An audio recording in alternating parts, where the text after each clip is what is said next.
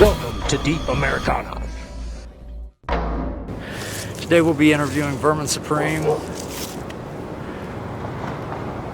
about his rise through POTUS, his different satirical tactics, things of that nature, playful protest,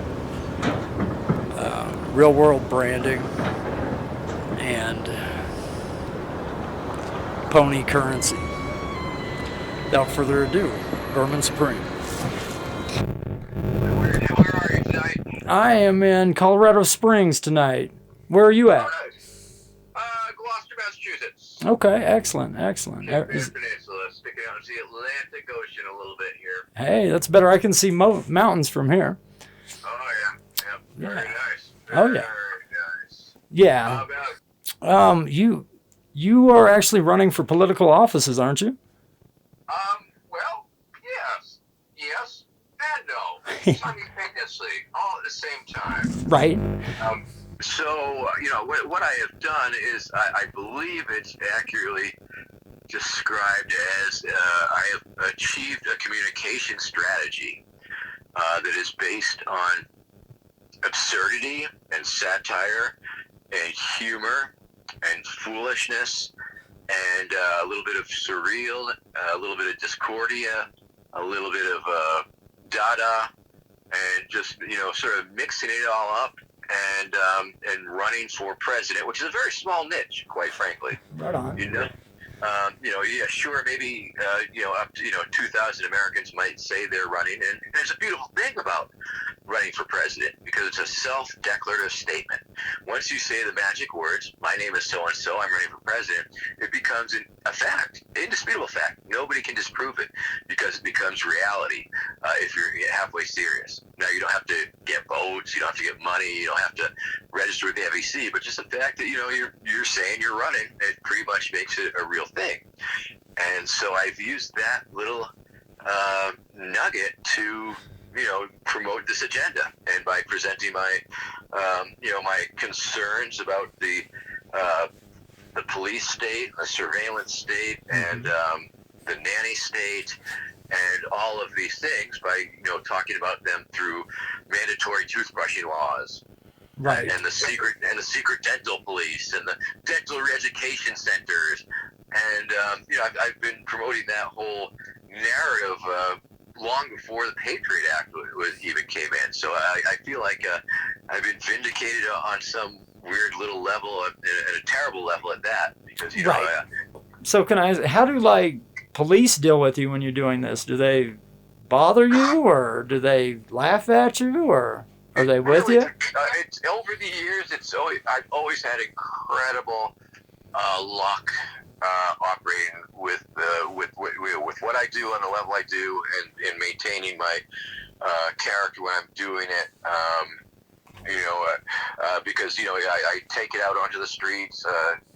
Been to many conventions and inaugurations and big political demonstrations for many years, okay. and because I show up with the boot on my head, and I'm talking sense through the bullhorn. It's have you seen the movie Who is Vermin Supreme? No, I have not. Oh, it's on Vimeo. It's other places, okay. but watch it at Vimeo, because that's the only way the filmmaker makes any money off it anymore. Okay. The distributor went bankrupt, but that covers the 2012 campaign, okay. and a lot of the NATO summit, and essentially what I have discovered, and once again part of the stacked skill set, is that at demonstrations, oftentimes there is a line of riot police, and a line of demonstrator, right. Okay. And there's a space between them, and it's sort of this no-person zone. And it's a vacuum. Anything could happen, and eventually it will. Some protesters are going to do something stupid, some cops are going to do something stupid, but it has the potential to, start escalating and tit for tat and turn bad pretty fast. And what I found is that I can enter that space with my bullhorn.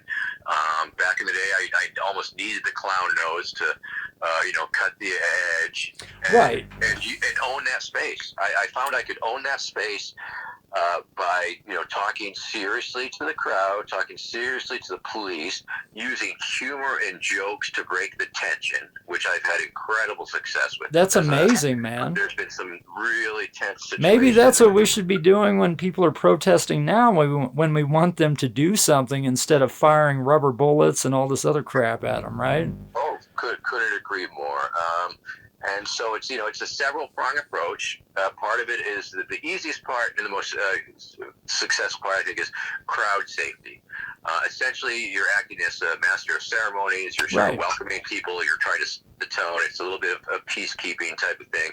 And you give safety information. If you have asthma, you may want to move upwind because the cops could start firing tear gas, and it could be very bad.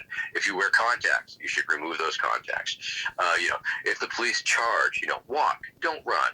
And just sort of going off the list of things that could happen and that they should be aware of, and watching out for their fellow citizens and know where their friends are and watch everybody's back, and just that type of info, which can avoid, because crowd panic is dangerous. You don't want stampede. You don't want a mob.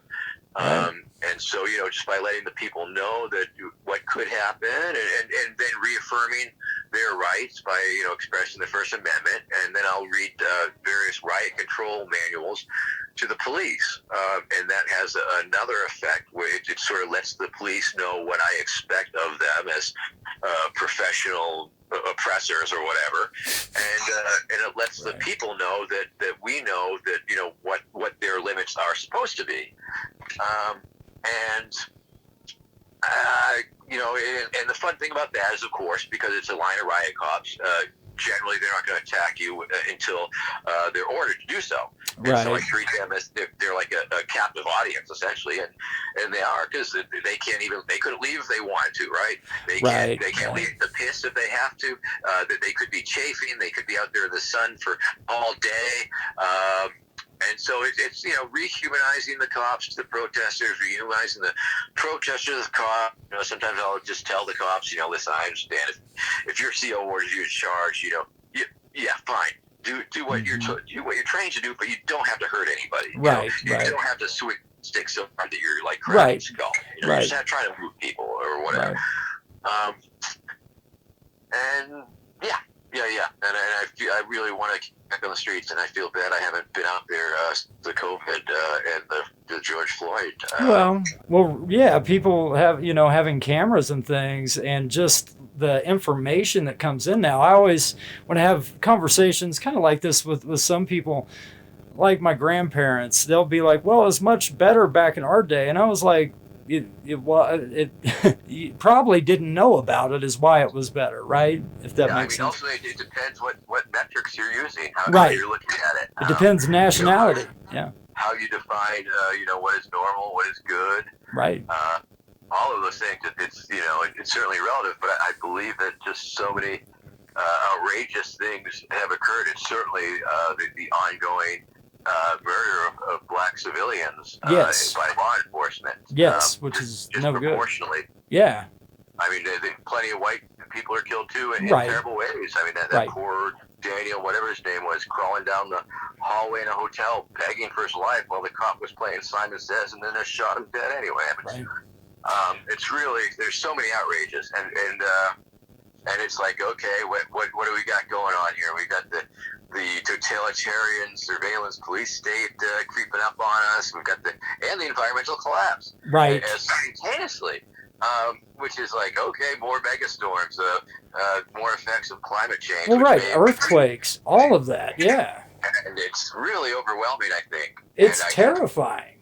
Fully understand why people and young people in particular are just freaked out, and then COVID. And then COVID rolls on, and that just blows the socks off of everything. I mean, it couldn't have been engineered to be a more, more serving the agenda of, depersonalization and not bonding with your fellow people, and not hugging and not touching, and socially distancing yourself, and that just sort of feeds into its own neuroses. It's the fear. It's just crazy. And Well, I try and remain optimistic, and that's the best thing you can do. try and present, love and mutual aid and compassion as alternatives to these things. I've always felt as an anarchist, maybe we can disengage from the government, but we need to be able to pick up the slack and replace the services and systems that seem to be claimed to be provided by the government. Right. And yeah, I mean, so as I mentioned earlier, I've been essentially for the past 30 years, it had been a fully pretend campaign. Right. But this last election year was literally my first real, actual, serious campaign. I was seeking the Libertarian Party nomination. And so I wasn't even running for an office. I was running for a nomination, which was a different thing. And I was running for it in a very serious fashion. I was hoping to achieve that goal. Whereas every other year is like, I'm running for this, I'm running for that. But I wasn't really, and I wasn't expecting to. And once again, I was successful in that. Even though it was pretend, I got on the ballot in New Hampshire, paid the $1,000 to get on the ballot. Mm-hmm. In 2012, I came in third place on the Democratic primary ticket. In 2016, I came in fourth on the Democratic primary ticket. I got more votes than a former governor who was actually on the ballot, a Republican. Right. So it does exist in the real world. It's just not an internet meme joke. It's me going out there and interacting with the whole thing in an improv fashion and trying to elicit responses by asking ridiculous questions. And it's just a part of this weird little formula thing that happened together. But what it did by doing that for so long, it gave me this level of notoriety and audience and reach that I was able to make a fairly, what I believe to be a legitimate offer of my services as a candidate to the Libertarian Party. Right. And that in and of itself was amazingly successful, I think, for what it was, for making that transition between not real and totally real. We developed an amazing campaign staff, probably had up to more than 100 volunteers at the peak of it, and we attracted people from the left and the right sides of the Libertarian Party, and they all believed that this sort of non-linear, humor-based, satirical messaging approach was, in fact, a legitimate and not a desirable way to propel the party forward. And so that was, pretty amazing that so many people started to feel very passionately about what I was doing on a level that they wanted to make a go of it. And we were able to raise more money, I think close to $60,000, which was more than I had spent on all 30 years prior combined. That's amazing. And attended all these state conventions where I was, meeting people and trying to make them understand and see the wisdom of what it was that was in my offer that I was making. There was a lot of concern. They were very concerned that I would make the party look like a joke. Right. And so we started, this messaging campaign, in on the joke, hashtag in on the joke, and trying to explain to them that you can get ahead of it by owning the joke. Right.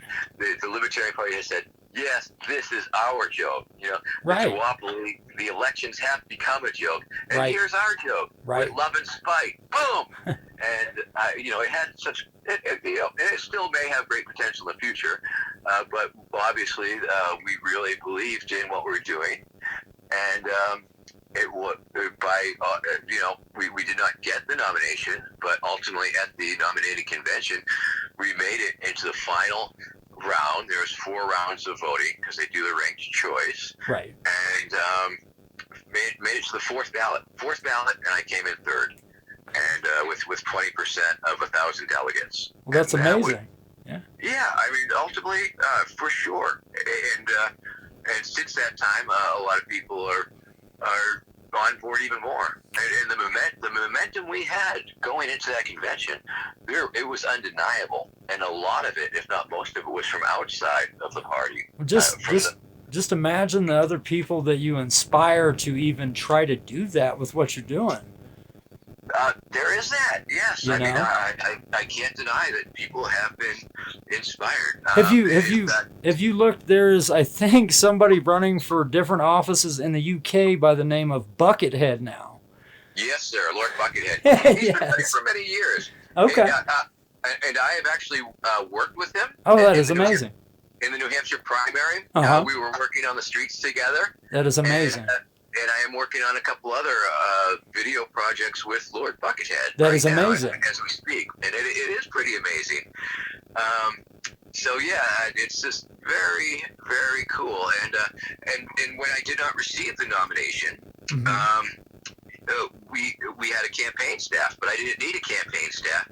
So we had to, but there was all these people that were very much invested in what we had done and was very much interested in continuing this type of outreach and this type of education and stuff. And so we were trying to figure out a way to do it, and we decided the best way to do it was to add the word institute to the end of my name. Vermin Supreme Institute? And that is exactly what we have done. That's amazing. And it's an actual thing. We're registered 501c4, I think. Cool. And we are, we're trying to do stuff. But I think one of the more successful things that we've done to date is part of the project that was part of our campaign, but we carried it over, and it's called Disrupt the Vote. Awesome. And what we do is, because a lot of people on our staff have had a lot of experience with electoral politics. Okay. We're able to offer advice. We help people prep for debates. We help people come up with narratives. We offer to share our resources, like our media lists and things of that nature, and help amplify their message. And that has been successful. We worked with, I think, 8 candidates this cycle. We had Adam Carbone, who was running for mayor of Cranston, Rhode Island, and he went to the debates wearing a hot dog costume. Okay. And his opening was singing he spelled out Cranston, Rhode Island to the tune of the Oscar Mayer theme song. So it's pretty awesome. My city has a first name, it's CRANSTON. Right. But not everybody is really, we although we enjoy really far out candidates, right. We don't push that upon them. We also have Ian Peak, and we did a little benefit for him on the internet and raised over $1,000 in a couple hours for his campaign. And we have people running for just different offices that we have regular meetings with, and so it is a thing. It was never not a movement. I mean, it was just, and I don't think it is now. I think it could have been if I was actually the nominee. I think we could have seized that lightning in a bottle and made that happen. Right. But it's just very nice to know that that I still have people who are continuing working with me and for me and autonomously, and they're all doing things I don't even keep tabs on, and things I don't even know about. But I know they're doing it with under my name, and it's all really good. It was a very interesting year, me running for office. I learned a lot. I had to be a sort of a different character, because they didn't want to see they knew the Vermin Supreme character, but right. they needed to see the serious candidate, and right. And the debates were just such a different thing, a different way to try, and I had to really try and find a balance between what was funny and what was serious, and what needed to be said and how, and still trying to have my jokes, but then actually give them what they needed to hear to consider me seriously. Right. So like when you go into these debates, or you're considering like these political offices, and you mention the idea of love or anything like that, how do those people react? I believe the audience, I think they're in the Libertarian Party, especially because there are these negative stereotypes and negative tropes, and Mm-hmm. oh, they're all greedy and they've got theirs, fuck you, and all that. Right. Right. But and I once again, it took me a long time to get to a point. I come from a left anarchist perspective. Right. Going Kropotkin, loving lefty, and still have a great affinity for that. But it took me just so many years. I used to badmouth libertarians my own self. I used to say they had no soul, but after working with them over the years, up in New Hampshire, there's the Free State Project where a lot of libertarians have moved to try and alter the balance of the politics up there. Okay. So because I was involved in New Hampshire so much, I started touching base with them. And in 2012, we did a Occupy the primary. Right. It was like the sort of the tail end of the Occupy actions, and it's interesting. So we had all the sort of lefty Occupy Wall Street leaning types, and then we had all the libertarian Free Stater types, and we would be out there protesting the same candidates. We'd be out there screwing with Rick Santorum, and we'd be out screwing with Newt Gingrich for different reasons. But nonetheless, at any moment, the two groups, which are sort of opposite, but because it's New Hampshire and it's a small state, it's like almost everybody knows everybody who's been politically active. So there's not that that hate and acrimony that you'll see in a lot of other places of people on different sides. And any split second, it could turn into they could join forces and become a Vermin Supreme rally. It was pretty fun. Right. And my campaign, the woman we were staying with that year, she was working with the Free State Project, and she had been in an accident and was paralyzed and had to use a wheelchair. And the community came together and helped her and made her have that transition. That's phenomenal. So, I start to see compassion in the libertarian community. And I started, and the more I started attending some events, the more I met some really nice people who sort of disproved a lot of the negativity. Now, once again, don't get me wrong, there's still plenty of assholes who claim to be libertarians or are active in the Libertarian Party. There's no shortage of assholes. However, those people who were, who saw the possibilities and saw the good that I could do, it was a little bit of a culture shift. We were trying to, because when I was, an anti-libertarian or quasi against libertarians, anarchist, I very much love the idea of mutual aid. Helping each other, helping ourselves by helping each other. Community. And and of course the libertarians are more about charity. And I always had this criticism that, charity is more top down, it's throwaway, it has this sort of hierarchical tinge to it. And so that's why, I prefer, solidarity and mutual aid over charity. Mm-hmm. But I always felt I didn't want to let the libertarians onto my secret. I didn't want to tell them about mutual aid because I was afraid it would be co-opted and they would make it mean something different. But then a few short years later, boom, it was a cornerstone of my campaign. Every debate, I was, hammering home mutual aid, compassion, and love as an alternative to get through things. So let me ask you, how do we get around this curve that is 2020 and get people to engage each other compassionately, lovingly, and hell, even making better communities? How do we do that? How do we do it? Well, we just got to start small and build from there. Start with their own little family units and try and exercise our infinite patience with one another and try and be kind with one another and try and spread that out community by community and start networking and knitting it all together. I've always believed that, once again, we can disengage if we can build up the structures. And I'm often asked, well, how can we scale that up? How can we scale up this sort of mutual aid charity model to cover everybody, and I think it's probably more important to decentralize the centralized nature of the society Okay. into smaller units that can be manageable. I think one of the things that sort of drew me to the Libertarian Party is that, well, number one, it's a political party that's comprised of minarchists and anarchists trying to dismantle the state. And, the others that it had that affinity that we're looking at a post-state society. Mm-hmm. And I believe that's, it's really utopian.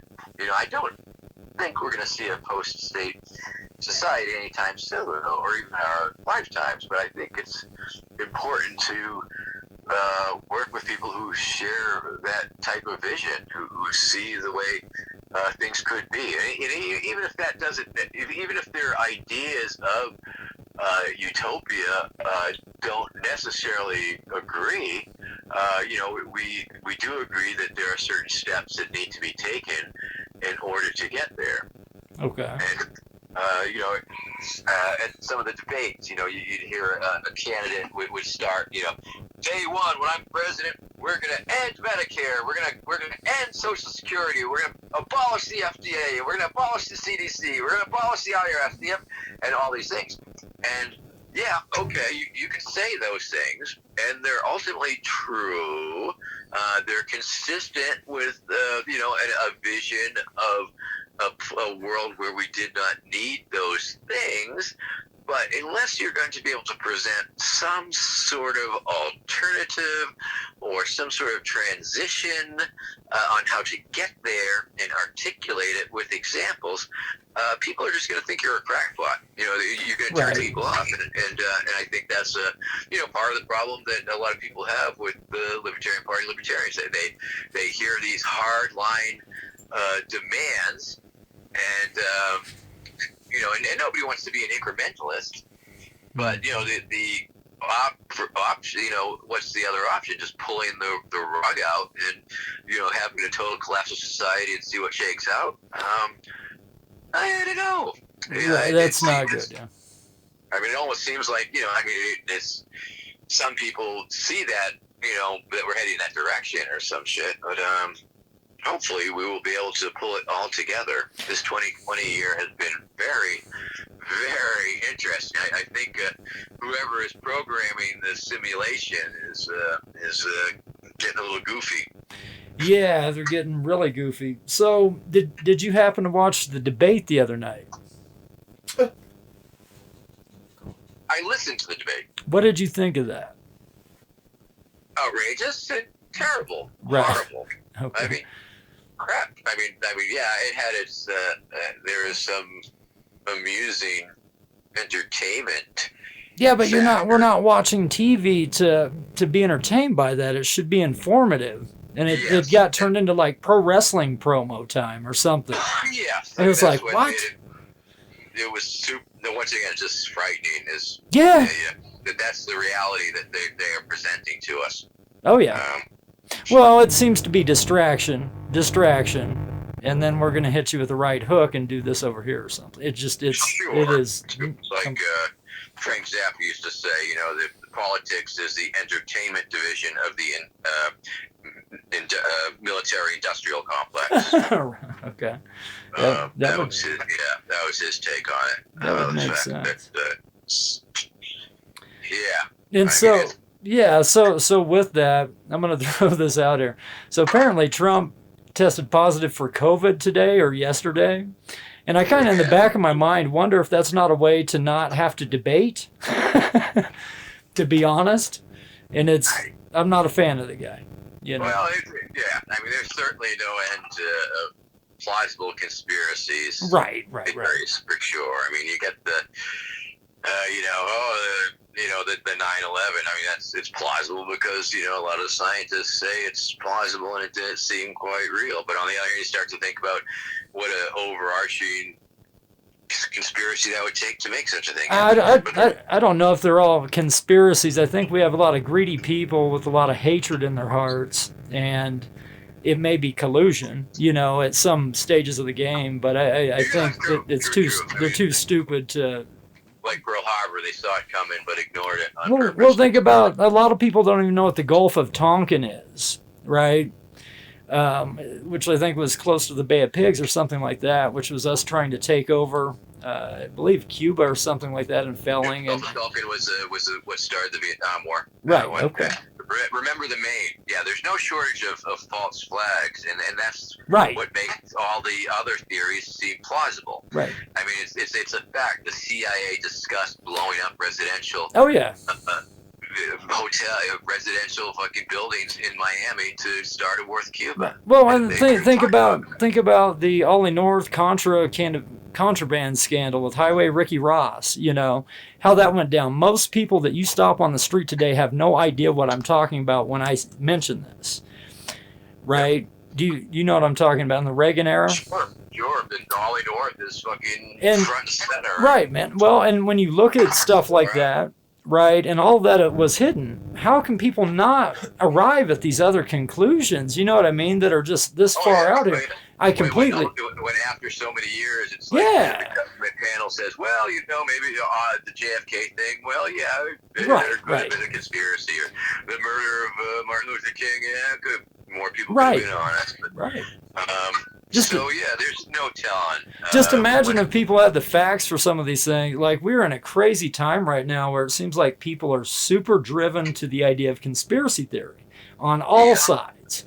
And it gets to where, for me, that's pretty terrifying too, because we have devices that you can really justify anything by looking it up on Google, and there's going to be something, that says, yes, your neighbor's an alien, or something to that effect.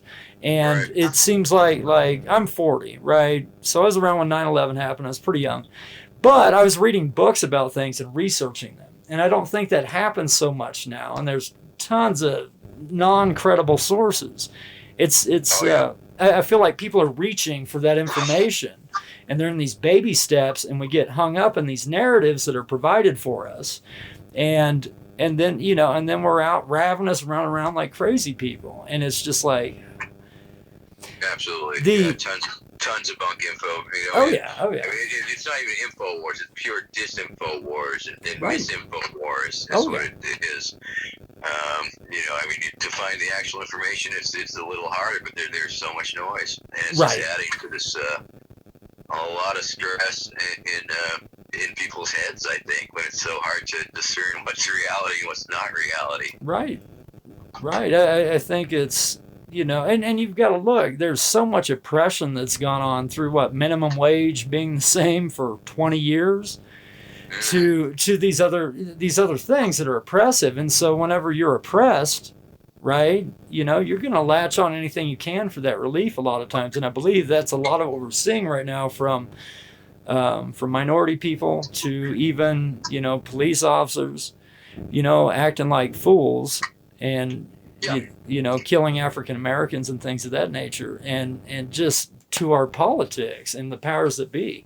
One of the takeaways that I was reading something the other day, and they were like, there's been never a form of government that was in control that kept taking steps of control that after they got that control, they relinquished it. And I think we failed to remember that at times. Oh yeah, no, the consolidation of power is certainly a thing. Yeah. And which is what you were talking about, trying to decentralize things. And once again, and you sort of alluded to it earlier, so the boiling frog idea, where the frog, you can put the frog in a pan of water, and if you heat it up gradually, it won't jump out. It won't even notice. It just gets hotter and hotter. Right. And there's this scientific, just the way humans perceive things. They forget the way things were. They forget the way that they accept the way things are as the way they've always been. Well, and we have dopamine devices in our cell phones, right? Star Trek communicators, basically, really. And so I feel like there are forced narratives there, and I don't know if people understand control, but I know understand they're forcing these narratives, or if it's just this greed thing that we're always right. It's. I don't know. I come back to how do we fortify these communities, And I agree with it. Starting small does help. I think it's a lot of grassroots stuff. Yeah, I think it's work. Finding people you trust that you resonate with, and but yeah, I mean the same information is true of like all you QAnon fans out there. Hey, y'all should get together and study the crazy shit. Right, right. But hopefully, it's a bunch of level-headed people and people that you know and trust, and people with various skills. I mean, I've noticed, canning supplies are almost impossible to obtain right about now. Very, very Right. difficult. Right. The liquor store that I go to on occasion, a lot of times doesn't get a lot of different beers in due to aluminum not being super available due to COVID. I'm thinking. Yeah, no, it's very. I mean, it's just this reminder how sort of fragile the infrastructure is in a way. Yeah. If the trucks ever started running, or well, I guess it gives a good argument for the general strike. Just to turn things off for a little bit, but it is interesting because people got very panicked at the beginning of COVID, and Oh yeah. the toilet paper hoarding, and the idea that the society might break down. Right. So, Right. So can I ask you? So what you're doing started as performance art, and now it's become a more serious beast, right? I suppose so. Or I mean, okay. I think it is still performative. Okay. Okay. I still think it's art. I still think it's satire. It is. And but it's like I've had to sort of pull away the fourth wall or pull back the curtain a little Right. bit more on it.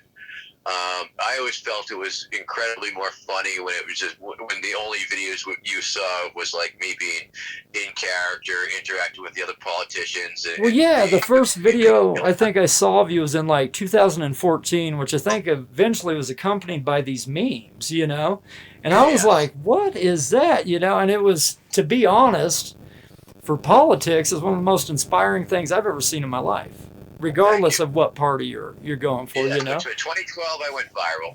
Yeah. Was that an accumulation of like memes and things, or how did that work out? Well, in 2012, I had been running since '92, so I had right, almost 20 years under my belt of campaigning. Yeah. And so I had my bits down. I've been working with that same material. That was my stump speech. Vermin Supreme, the friendly fascist, a tyrant you can trust. Let me run your life. I know what is best for you. All politicians are vermin. I am the Vermin Supreme, and that is why I'm the most qualified candidate in this race at this time. I will promise you anything your little heart desires. You are my constituents. You are the informed voting public. I have no intention of keeping any promise that I make. I will.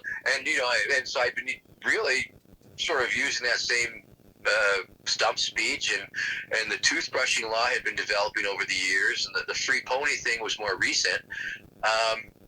And it's very odd because, in 2008 was the first year that I was eligible to take part in that debate. Okay.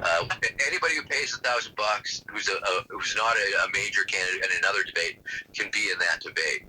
And so me and my wife were driving up there in '08, and we got waylaid by a blizzard, so we were not able to make it. And it's just as well, because I didn't really have a plan.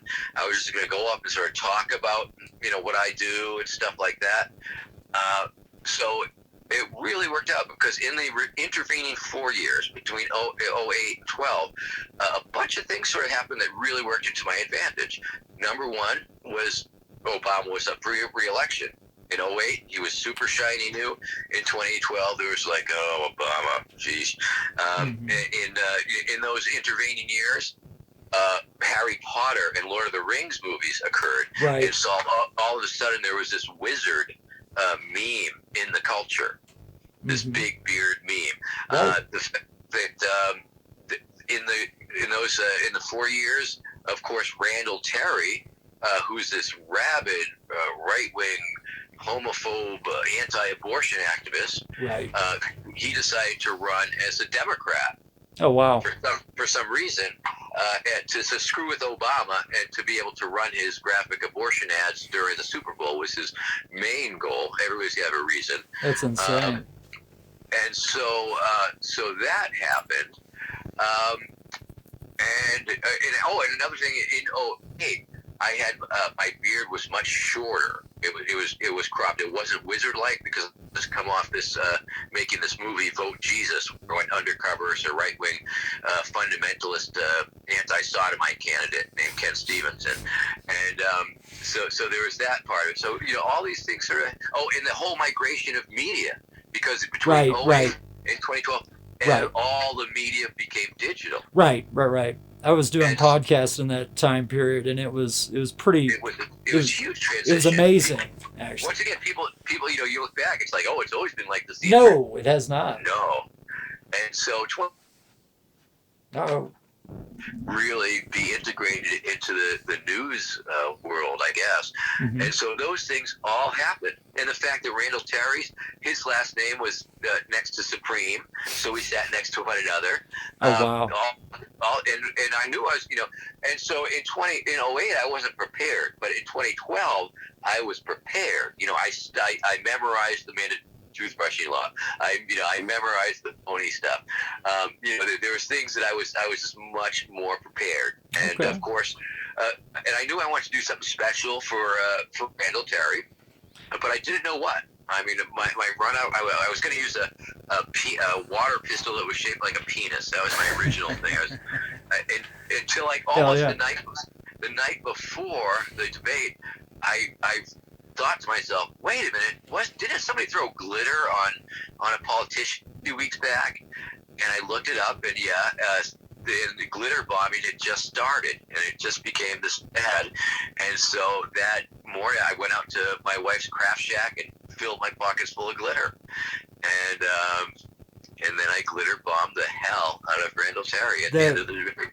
That is amazing, and that's what I think is more amazing is how actually positive that is. To do, because I'm just imagining the guy you're talking about, Randall Terry, is probably extremely negative and just insane, just sexist, racist piece of shit. Surprisingly, he's amiable. Surprisingly, he's charismatic. Well, how did he deal with the glitter bomb? Essentially, the glitter bombing was. Afterwards, I realized it was an act of dominance and submission. Right. I realized I had put him in a position where his options were extremely limited. Right. I mean, he could have got up and left. Right. Got up and lost his shit and maybe swung on me. Right. Or sat there. Ultimately, those are the only three choices I think that he had. And he's politic enough to know that I think he knows that if he left, it wouldn't have looked good. I think he knows that if he lost his shit, it would not look good. And he knew, because he sat next to me during the whole debate. He was not thrilled by it. But this guy with a boot on his head, giving him the stink eye and mimicking him when he's waving his hands around and gesticulating. Good for you. So, I don't think he was surprised. I mean, I think he understood the context that it was occurring in. Okay. And he's, like I say, he's very politic. Right. I think he realized that was the best option he had. Even after the debate, we shook hands while I threw a little more glitter on him, and he was a pretty good sport about it. One of his supporters came up and threatened me on video. On video, it was ridiculous. I mean, the guy's like, "Mr. Terry's a great man, and we're gonna kick your ass." Whatever, guy. Yeah, I would have been like, well, you're going to do that after you go to jail for doing it because you're on video. Do your homework. So no, that was, and it was very interesting because in 2008 also, or maybe it was even 2004 when the Democratic National Convention was in Boston. Mm-hmm. I do this thing at the checkpoint sometimes where I say, attention please, welcome to checkpoint, and I'll name the politician that's there, whatever, checkpoint Obama. I think it was checkpoint Kerry that year. Okay. And it's like, please be prepared to, please have your security credentials ready for immediate inspection. Please have your dental records for casual perusal. Please be prepared to remove your shoes for national security. Please loosen your belts and be prepared to remove your pants and bend over and get ready for your full body cavity rectal search. Remember, it is in the name of national security and it is covered by Obamacare. Is that, are you like within that statement, are you addressing the rights that people have lost? I think so. Yeah, I think I think that's accurate, and I think it's the willingness of people to go along with the whole, Simon Says. Right, As long as if you're an authority figure, if you're the TSA, raise your hands above your hand. TSA says. Right. Oh, so yeah, I think it's that kind of critique. I believe that yes, it's a challenge to authority, and it's an opportunity to make people laugh at authority. And disarm authority. One of the things about people laughing and about getting a message across is you need a candy coating in that on that message to get it across. And I think you hit the nail on the head with it, man. And it's it's a skill set, and it's some strategies, and I feel like I've come by them sort of accidentally, but they're all genuine, and they all seem to work together. Yeah. And I can, and I've sort of discovered that the humor is what makes me. Because if I was like just regular guy, regular clothes, and talking serious shit at the same level I'm doing, it would be extremely aggressive. Right. Especially if I was approaching a politician or a cop. I mean, it would be with anger instead of humor and love. So, in this world we're in now, and this is kind of the same question I've been asking you. What does equality look like in 2020 or 2021? I mean, how do we get not only our culture but our politics into these ideas? Jeez. Well, obviously, you can say free ponies. Obviously, I have no idea. Right. I'm a visionary, but I'm not a visionary like that. Well, let me rewind this and then really quick. So check this out. So how do we get people to want to learn about each other? Because I find our racism and our sexism right now is because once we hit a certain age, we quit learning, and we're afraid of things that are different, and we're easily guided. So how do we get people to be engaged and want to learn about new nationalities or want to go to another country and experience these things? I find a lot of the stuff, and I don't know if you agree or not, is educational issues. Racism is definitely pockets of society that are off over here generationally educating each other to these just bullshit ideas that they're better than somebody. Yeah, and the same thing. I think you'll find the same thing with sexism, and a lot of people don't even know they're doing that. But I guarantee if you go into a corporate boardroom, that shit's running rampant. Well, it's so and ingrained. It's a pocket. It's just so flat out ingrained into the culture. Right. It needs to be unlearned and needs to be risen above, I guess. What if we taught about real history that Christopher Columbus is not a hero. He didn't find America. In fact, he was probably worse than Hitler to the people in India. I think we really need to focus on our education. I don't think there's quick fixes. I think it is generations. Logical fallacies and what makes argue. It's hard to generalize because right. A lot of people you meet, they do have a hunger and desire to know about the world and travel the world. I feel odd about people who have no such desire or people who have no. Well, man, you know what I feel? I feel sorry for people that don't have that desire, and I look at it as a form of oppression. I was born in a small town in Kansas, and I've lived all over this country, coast to coast. But I look at it as a form, you don't have the money to do that. So after a while, you start developing this negative narrative to that as to why you're not going to do that. And I feel like, especially right here now, is that negative narrative is hugely promoted. I think a big part of it also has to do with generally people are on the treadmill because they've been consumer society has made desire all these things and extend themselves and put themselves into debt and then have to have to work 40 hours a week, doing anything they can, to pay off their credit cards or pay essentially your expenses rise to your level of earning. You are earning just what you're spending, what you're earning, no matter how much it is, pretty much. And it's it's the treadmill, and you're so busy doing that, and it seems like where it used to be like it could be a one parent household, one person could be working to flood a household. Right. So that's not feasible. No. And people have so little time that they're not working. Number one, that they have time to unwind, spend with their loved ones, and then let alone learn.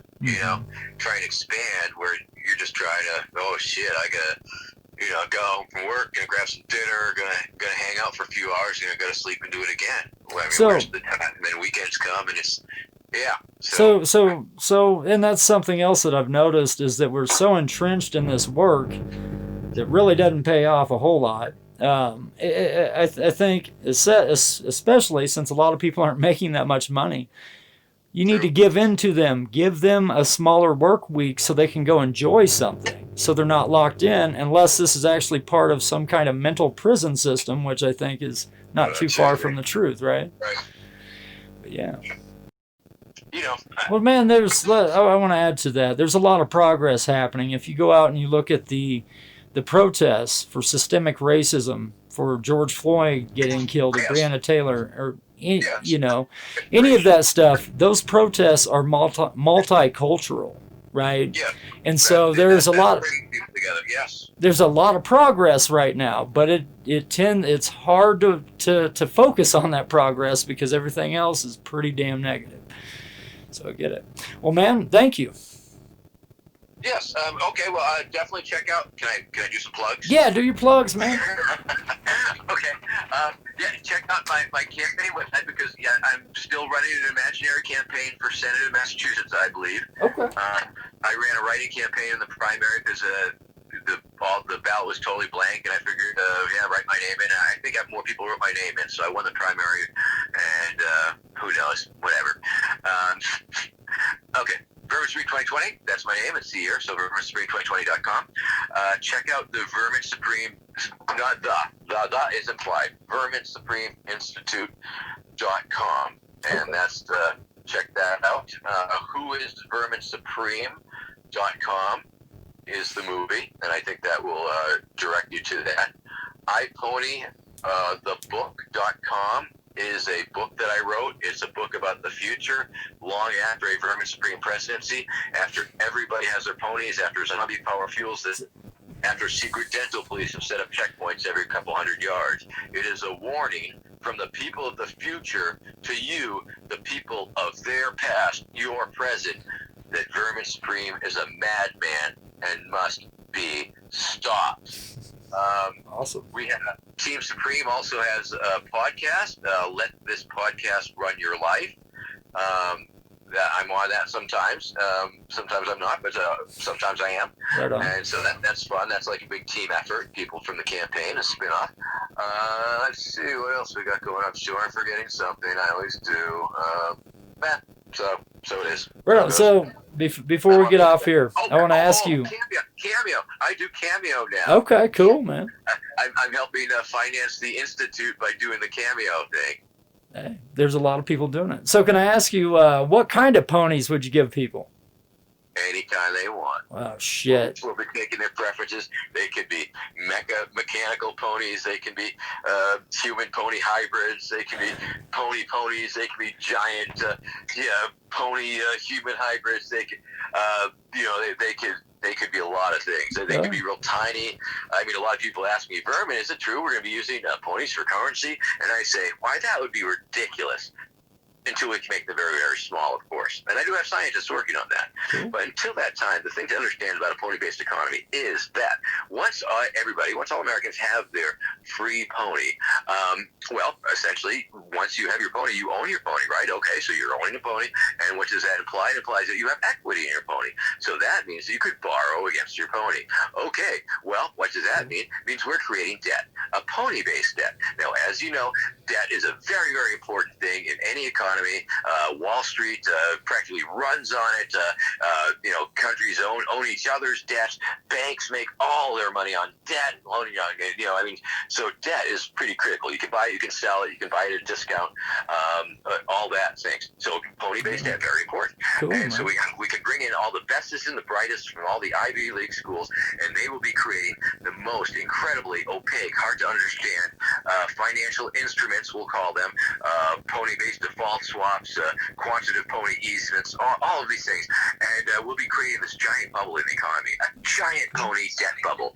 And of course, as we know, bubbles are an amazing thing when they are in your economy. I mean, everybody's making money. Wall Street's going through the roof.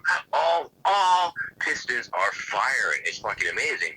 Now, of course, unfortunately, sometimes these bubbles burst. Okay, almost all the time, sure. But the thing to understand about this particular pony-based debt bubble is that this pony bubble is going to be reinforced, steel belted, and last forever. Thank you. I'm Vermin Supreme. Awesome. 101. Now, Thanks, man. there are two types of people currently on the planet. Those who love ponies and those who will not survive transition times. You need to understand that. Well, right on, man. Do you have anything you want to add? Well, I hate to be a buzzkill, and I don't want to say we're all doomed. Okay. So I want to say that hopefully we'll make it through. Yeah, yeah. And I will say that we certainly have some rough times ahead. We have rough times presently, rough times in the past, and I just hope that we can all be aware of our neighbors and who need help, and that we can help provide for each other and see each other and see ourselves through this particular trial and tribulation that we find ourselves in that let us call 2020. I've been pointing out that it hasn't been the government, hasn't been the feds that has been floating the boat on the COVID. It's been people working in the people industries. It's been people caring for people. It's been people offering mutual aid and making shopping for their neighbors and doing all the things that they're supposed to be doing. Thanks for listening to Deep Americana with Vermin Supreme.